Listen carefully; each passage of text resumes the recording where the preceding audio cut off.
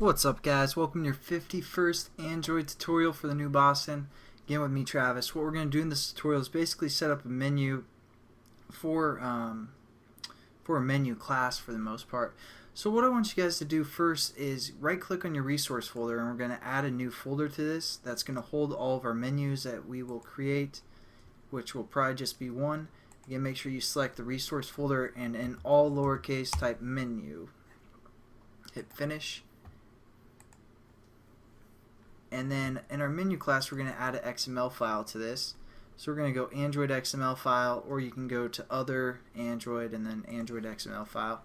And this is just the same way we set up a layout. And generally our layout would be clicked, but now as you can see, the menu is clicked. So it kind of knows what we're doing. And then we're just going to say cool menu, something like that. Underscore menu.xml. Again, all lowercase. And then you'll save yourself some headaches.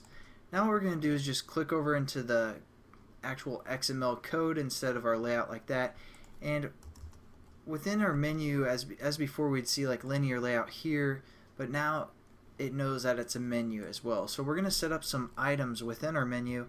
As you do the open or greater than sign, you can see it takes a group or an item. We're going to set up some items.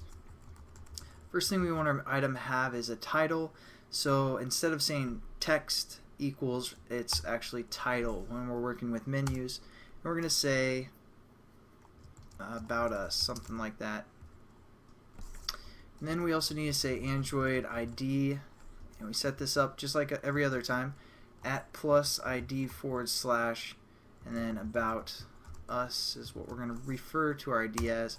Then just to show you guys some other stuff, we can say Android, and then for example, numeric shortcut. If they have a keyboard on their phone, they could press like number 1, 2, 3, or whatever we set this equal to, such as 1. If they press the number 1 when our menu is inflated, it's going to select this item. And also, as well, you can do Android alphabetic shortcut equal like to A, which would be about us. It'd click this menu as well. So that's enough stuff within this menu, or this item for the most part. So we're just going to copy that and create one more item, and we're going to call this one preferences.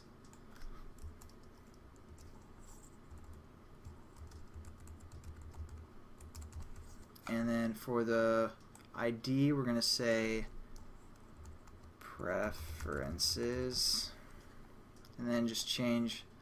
I'm just going to delete these because I don't really care about those for the most part. My phone doesn't have a keyboard, it's just touch screen, so my mouse keeps dying on me, so can't really select stuff as well. Alright, so there we go. Got our 2 items set up. Just exit out of there, and as you can see, we have our menu called cool menu. Now I want you guys to open up the menu class that we set up, and as you guys noticed in the last tutorial, I haven't really thought through this whole tutorial series that much because I was getting that error, and for this one we're kind of going to get an error as well, but it's not going to be a big deal. And I'm also going to minimize all of these methods within here and our variables, and you can do that right here by these buttons next to our blocks of code, and just minimize it, then minimize our onCreate method, minimize our onList item click method, and it kind of cleans up your code. So they're still there, obviously, so you can, maximize and minimize. Then we're just going to go within this bracket here, and we're going to right click, and we're going to go down to source again, override, implement methods, and it's not under a list activity, it's under a regular activity. We have a method called on options, what is it? On create options menu. Let's look. Yeah, that's right here. Sorry. On create options menu, and that's where we're going to set up our menu for the most part. As you can see, it takes a menu variable within its parameters, and this is where I said I kind of wasn't thinking. For the most part, wasn't thinking through. And so basically, all it does is it defines a menu variable called menu lowercase, and as you can see, it has the Android.view, so it's kind of more specific, because if we didn't include that, for example, like this, what it'd be referring to is this class that we set up called menu, which is not what we want. So we probably should have labeled this class something different, like my menu or something, because there's an actual class called menu from the Android SDK. So thankfully it kind of imports that for us as well. It's going to know it's talking about the SDK menu class, not our menu class. And then it's going to set up this variable menu that we can work with, but we aren't going to really worry about that. Now what I want you guys to do is, this is pretty important for now, so delete this return for this first line of code that most likely got imported. Delete that, otherwise we're going to get an error.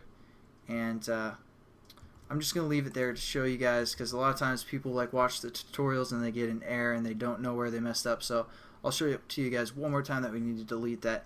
What we're going to set up within our bracket is something called a MenuInflater, and this is going to inflate our menu for the most part. So we're going to say MenuInflater, and we're going to say blow up, I don't know, something like that. Again, we have to import our MenuInflater class so we can use its sweet methods, and we're just going to use a method called getMenuInflater. So it's getMenuInflater. This will kind of just be a method that we can use. So now we can say blow up dot inflate, which is a method from the menu class or MenuInflater class. And as you can see, it takes a resource menu item and also a menu item as well. So our resource menu item is what we just set up in that menu class. So we're going to say r.menu for into the menu folder and our resources, and then cool menu, and we're good for our first parameter.